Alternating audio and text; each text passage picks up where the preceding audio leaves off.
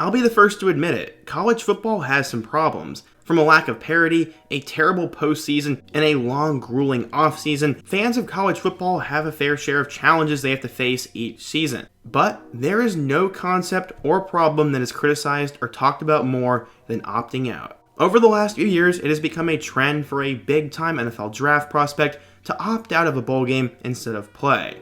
From the point of view of the players, they are opting out to save their NFL futures, to make sure they get paid, and so that they don't jeopardize their future. It makes sense. The other side loves the claim that those players have no heart, that they're quitting on their team, and that they should not have a scholarship. The truth lies somewhere in the middle. A couple nights ago, Ole Miss star quarterback Matt Corral went down with an injury. Kirk Herbstreit made some questionable comments on College Game Day, and the whole opting out problem is now underneath a microscope in the college football world. In today's video, I want to discuss what opting out is. We're going to go through 5 different scenarios, talk about how we can fix this, and if it's really ruining the sport, or if all of this is just in your head. But right before we get started, we are on the road to 100K, so quickly be sure to hit that subscribe button, smash that like button for the algorithm, and turn on post notifications so you never miss when I upload. Now, let's get started. Before we get started, I want to clarify a few things. No, I do not think opting out has ruined college football, and I don't think it is the biggest problem in the game, but that is what many people in the media, many fans, and other people believe. So before you come at me in the comment section, that is my stance, as I'm actually in favor of it, and I honestly think it has some upsides to it. But let's talk about all of it. The video is going to be structured into 6 different parts. We're going to talk about 3 examples that prove why opting out is potentially beneficial, what Kirk Herbstreit said and why it caused a firestorm in the college football media, and then we're going to talk about my opinion on it and how we can fix the entire situation. But let's first talk about those 3 examples. The first example is between 2 players with very similar backstories who ended up with the same organization. We're going to talk about Jalen Smith and Micah Parsons. For example, Micah Parsons was a big-time athlete coming out of high school, was a 5-star recruit, a freak of nature, and someone who had serious NFL potential down the road. He decided to commit to Penn State, and as a freshman, he had a tremendous year. He had an even better year, and he was going to be seen as a top 10 pick when his time would come. Jalen Smith, on the other hand, has a very similar story. He was a 5-star recruit, the number 1 player in the state of Indiana, a freak athlete on defense, and someone who eventually took his talents to a big program in Notre Dame. He was a star his first few years there, was seen as a top 10 pick, and someone who was going to make a major impact and make millions in the NFL. Both of these guys have pretty much the same story to this point, except one had the opportunity to opt out, and the other made a decision that would haunt his career and ruin his financial future. First, let's talk about Micah. He decided to opt out of the 2020 season, and while many people, including myself for a little while, were angry at this decision, I now understand it in retrospect. Yes, he probably should have played, and I will admit he kinda did turn his back on the team, but at the end of the day, he was protecting his own career and his own future. Because of that, he ended up becoming a first-round draft pick and has become an absolute superstar for the Dallas Cowboys in 2021 and will win Defensive Rookie of the Year. If he keeps this pace up, he'll be one of the top defensive players in the NFL, will make millions of dollars, and his entire family tree will be changed forever. Jalen Smith, on the other hand, may have some regrets. In 2017, Notre Dame would play against Ohio State in their bowl game, and Smith would go down with a horrible and gruesome injury. He ended up tearing both his MCL and his ACL, and he had serious nerve damage. He had to be carted off the field, and he had over a year before he'd be able to play. He went from being a top 5 draft pick to someone whose stock completely fell. Luckily, the Cowboys decided to take a flyer on him, but he would have to rehab for over a year before he could play. While he has become pretty good, he has struggled with injury throughout his entire NFL career, and it all stems back to that knee damage he suffered in that bowl game. Here's what happened if he had just opted out of that game. He would have likely had a contract that was valued around $23 million, with nearly $22 million guaranteed. He would have likely been selected with the number 5 overall pick, and he would have gone to a complete different organization. He had all the raw talent and ability, but the last few years he has struggled with injury, as I've said, so he would have likely had a great career. He would have been on the same trajectory as Micah Parsons, and he'd be making a lot more money. He lost out on all of that, and his career was cut short because he wanted to play 4 more quarters of football in a game that honestly didn't matter for him. Yes, I do respect the heck out of him for playing in that game, but honestly, I don't think anyone really would have complained had he opted out, and it would have been great experience for whoever the backup was. Micah has become a superstar who's made a lot more money and will likely have a longer career, and Jalen's was all changed because of a couple of quarters. Example number 2, Jake Butt. Not only did Jake Butt have the most iconic name of any player in the 2016 season, but he also was a superstar tight end who was likely going to go in the first round. After an All-American campaign with the Michigan Wolverines, he had a decision he would have to face. Would he go to their bowl game, or would he opt out? Eventually, he had a famous quote and decided he was going to play in the 2016 Orange Bowl. What ended up happening, just like Jalen Smith, it didn't end well. He tore his ACL in that game and went from a first-round pick to a fifth-round NFL draft pick. From there, he'd missed the entire 2017 season and was only able to appear in 8 games from 2018 to 2020 because of injuries, and he eventually retired.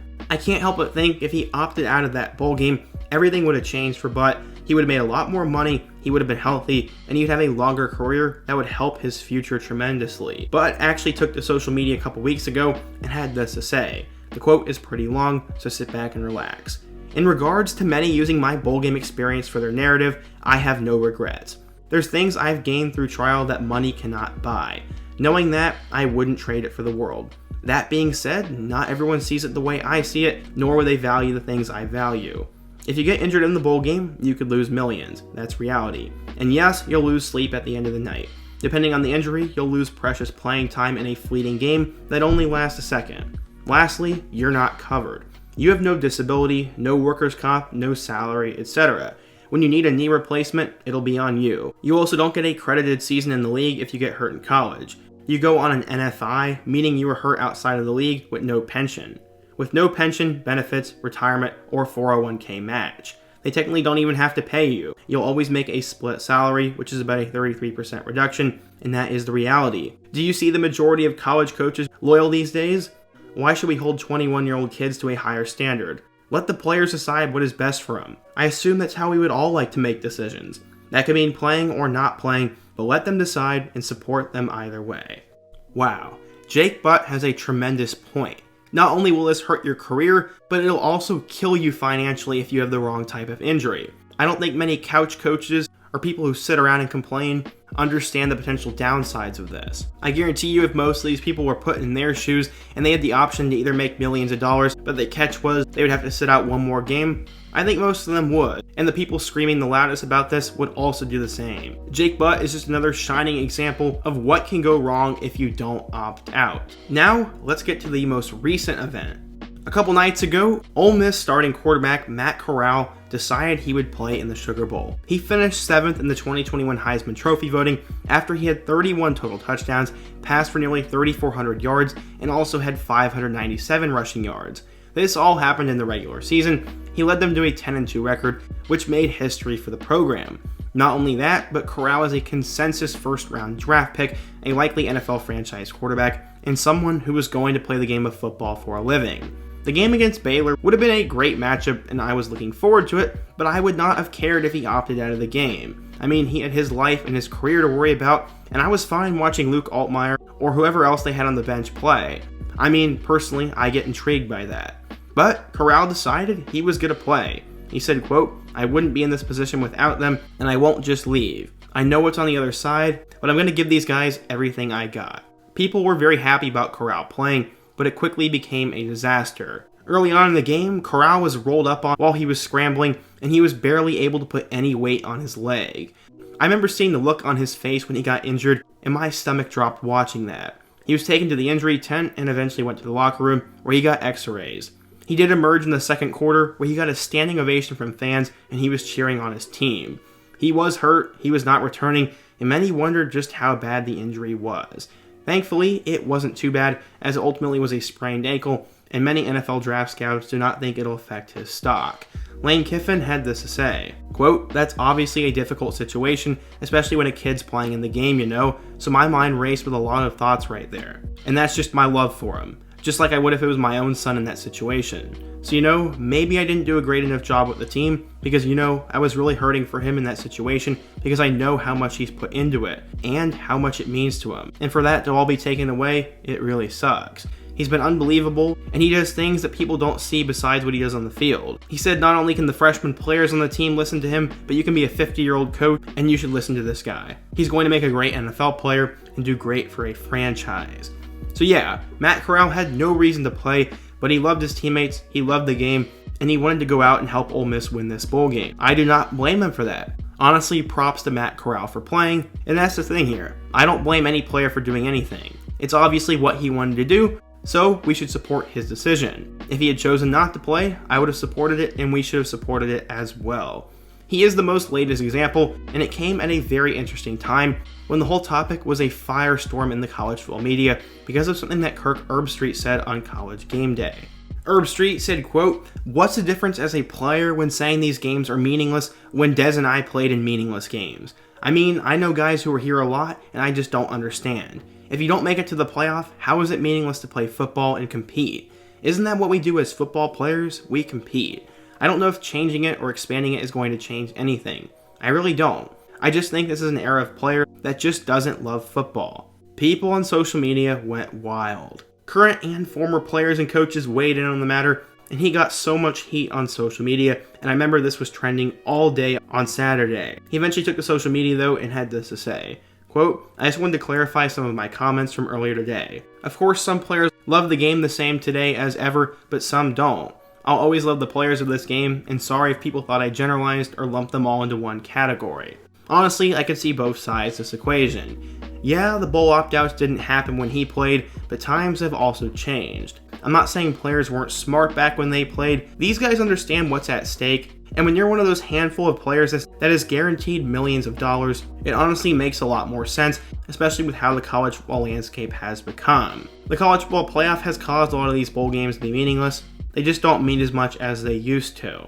But one thing I find very ironic is that this guy has made millions upon millions of dollars off of these college athletes. He's been commentating, giving his opinion, and has been a part of College Game Day for quite a while now, and he's making a lot of great moves for his career and his economic future, so why is he criticizing the players that he makes the money off? Who knows, but it is a little bit ironic, and I do see both points of view, but I would have to side with the people arguing against him a little bit more. Now, before we get into my opinion on the matter, let's talk about how we can potentially fix these bowl games and from players opting out. Well, I came across this article that put it out in 3 points that make a lot of sense, so credit to them for making this idea in this system. The first idea is to pay the players. You either give them a check or increase their allowances on the bowl. You have to make it worthwhile for them to play and participate, and that if you opt out, you don't get a payment or an increase in those allowances. I honestly like that. It not only allows the other players on the team to make a little bit of money, but if you have a financial incentive to play in this game, now it makes the decision a little bit more difficult, and a lot of those fringe second and third round players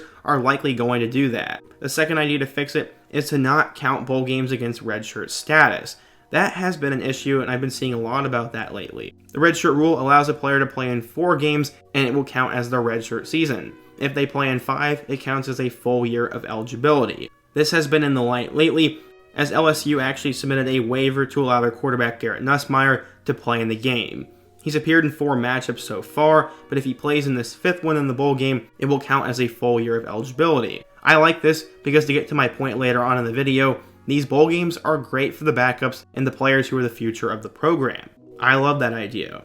The third thing is to expand roster sizes for the bowls. Whether this allows for early enrollees or walk-on players, they think that they should expand the roster size for the regular season and even relax the redshirt rule a little bit more. I am in full support of that. I guarantee you there are plenty of walk-on players who would love to play in the bowl games, and this would cause more players to enroll early, and why not see what you have in these younger guys? I don't want to spoil it right now, but that is a major point why I actually like opting out. It allows you to see what else you have on the roster, and you get a glimpse of the future. Overall, I love this 3-step system where you pay the players to play in the game, allow those guys on the redshirt bubble to play, and also allow those early enrollees or walk-ons to play. Now, let's talk about my opinion on the entire matter and if opting out is really ruining college football, because so far, I've been pretty biased in my argument. No, I do not think opting out is hurting college football in the slightest. Yes, there are a couple of big-name draft prospects or some of those superstars that don't play in the games, but honestly, it really doesn't matter to me, and I think it's actually good for the sport. You can feel free to disagree with that, but most people who are complaining would complain either way. They would complain that the coaches don't get the young guys in enough, and they'll also complain when the best players don't play. They also act like they care if the player gets injured, but they also don't. They just want to see their team win at the end of the day, and they just have such an emotional investment into the game that they can't see the other side of things. I feel like that's a lot of sports fans when it comes to pretty much anything, but putting that aside, opting out really isn't that bad. It allows the best players to save their careers, help their families' futures, and it allows for the opportunity for other guys. For example, had Jalen Smith opted out, the backup linebacker would have gotten some valuable reps, would have played against a good team, and maybe Brian Kelly throws in some of those redshirt freshmen or walk-ons in at that linebacker spot. Maybe they would have found their next gem at the linebacker spot. Maybe one of those young guys would have looked really good, and it would have given them some very valuable experience that you cannot put on the practice field. It'll make them a little bit more comfortable for the following season, and all the fans and people tuning into the game will get to watch new players play and learn new names. Secondly, the bowl games don't matter. So in my eyes, you get a combination of this year's team and the future. I've already said it, but for example, last year we saw all the Florida players opt out and all the North Carolina players opt out. While both the Tar Heels and the Gators got embarrassed, we got to see the next guys up. Josh Downs had the best game of his North Carolina career to that point, and many people pegged him as the next great North Carolina receiver. In fact, that happened. He became a Blitnikoff finalist, and his draft stock is at an all-time high for the 2023 draft. I wonder if he would have had the confidence or the experience to have this kind of year had he not broken out in last year's bowl game and got those valuable reps. In the Rose Bowl, Utah played against Ohio State, and we saw the future of this Ohio State Buckeyes receiving core. Both Olave and Wilson have already done everything they need to do at Ohio State. Some of them have set records, and they're going to be first-round picks. We got to see what the future was going to do. Jackson Smith and Jigba had the best receiving game in bowl history. Marvin Harrison showed that he's a superstar in the making, and Emeka Egbuka got a chance to prove that he belonged as well. Had Olave and Wilson played, we would not have gotten to see those players, and that game was unbelievably entertaining. And honestly, it was more fun watching those young guys and those backups play than it would have been watching Olave and Wilson play. I could find example after example for this, but to play devil's advocate, a lot of these games do end up becoming blowouts because the best players aren't playing. That is the only major downside to this, is that we miss out on some of these players' performances. While we do get to see them all regular season, football is at its best when the stars are playing up to their potential, and we don't get to see that in some of these bowl games. I just have a different perspective on the sport than most people because I don't have a super emotional investment in any team, because I'm more invested in the sport as a whole than in an individual team. I grew up a die-hard Mizzou football fan, and sometimes I'd be in tears because I was so upset they lost the game, but as I've gotten older, I've just learned to appreciate the team, the players, and the sport in general, and it's made it a lot more fun to watch. Yes, there are going to be those die-hard fans that want to watch the best players, but most people watching these bowl games are fans of different schools, and they just want to enjoy the game. So yeah, maybe that did or didn't make sense, but to re-summarize, there are multiple players whose careers have been ruined by choosing to not opt out. People should respect a player's decision to do whatever's best for their future, just like us as humans can do for ourselves. We get an opportunity to see the future of these teams and programs, and for the most part, most of the games are still just as fun to watch. People love to complain about the whole opt-out situation, but it is not destroying college football in my eyes, and people just love to complain. This video is definitely going to rub some people the wrong way though, and as someone who's made videos for a year and a half now, I am more than used to that, so feel free to let me know your thoughts on this subject in the comment section. What do you think of opting out? What can save the sport of college football? And which side do you stand on? Be sure to let me know down in the comment section, smash that like button to support today's video, subscribe if you're new, and check out all my other videos on the end screen. I hope to see you guys again soon, but until next time, peace.